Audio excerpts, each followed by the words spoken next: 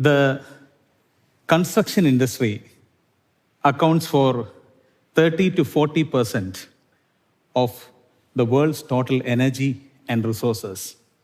It also accounts for 40% of the world's total carbon emission. A man who lived long before us gave us a very simple solution. And he is Mahatma Gandhi, the father of our nation, India. He said that the ideal house should be built with materials found in a 5-mile radius around the house. So we think, okay, what is that material? And it is right below our feet. It's mud. Now imagine if we can build a house with mud, there would be nothing more sustainable or eco-friendly than that. But then you might ask, how strong is mud? This compressed 5% cement added mud block made by my alma mater, Auroville Earth Institute, is twice as strong as a country fire brick. In fact, it has a dry compressive strength of 6.5 megapascal as compared to a normal fire brick which just has 3 to 3.5 megapascal. But then you may again ask, what about water? Wouldn't water destroy mud brick? This is a brick from the same institute kept in water since 1995, a little less than 30 years. And you can see that it can still hold a significant amount of load. So what does this tell us? Can we change our perception of construction? Can we imagine a new way of building? Or can we bring beauty to dirt?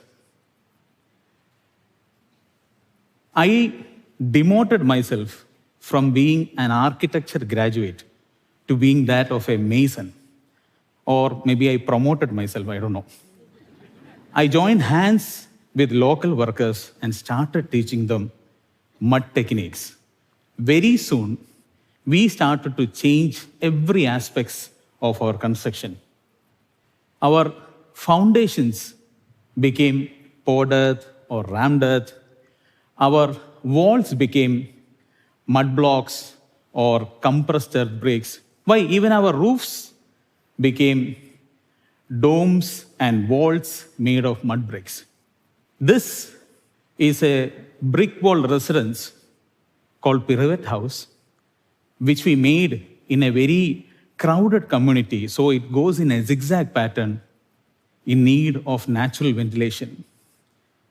Now, please remember that this wonderful parametric form or curves were made not with any computational technology, AI, or robotic arms.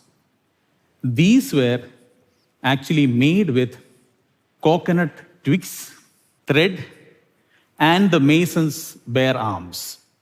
At a time when the building industry is fast moving towards a future that exists mankind, we brought the value of human resources back into it.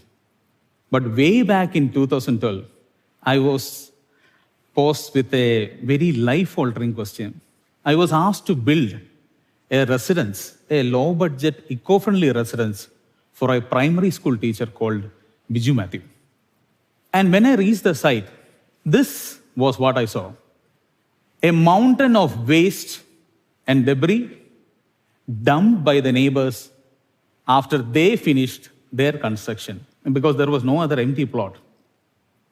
So what do? Do I stand back and allow this waste to be dumped elsewhere? Or do I reimagine the philosophy of building with materials found in my vicinity? Neither me nor the future generations can unsee the waste that is getting piled in our vicinity. Therefore, we decided to use this waste as a part of our construction technique. We hand pulverized this material, added a bit of soil and again 5% cement.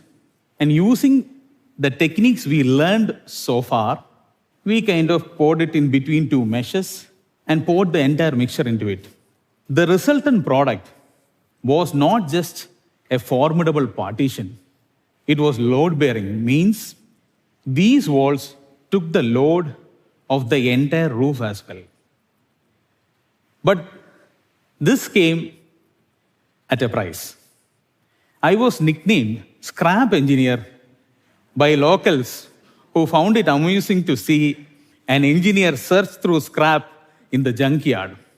But what I found in the junkyard was pure gold. This is discarded electric meter boxes, washing machine wheels, decaying wood, all became part of a new philosophy that included more and more waste. Oh, thank you. Now, emboldened by this, our new aim was to build multi-storied mud and waste construction. Is that possible? Yes. This is Shikhara, a 3-storied, multi-storied mud and waste construction. We decided to further modify what we did in the Biju Mathur residence. So instead of using 2 meshes, we put 2 wooden shutters and poured the same mixture which we did in the earlier project. And the resultant product was as strong as before and economical too. This wall had a dry compressive strength of 4.5 megapascal. And mind you, this building, this residence, we completed in a meager budget of $90,000 as compared to a general budget of $200,000 or more. Very soon,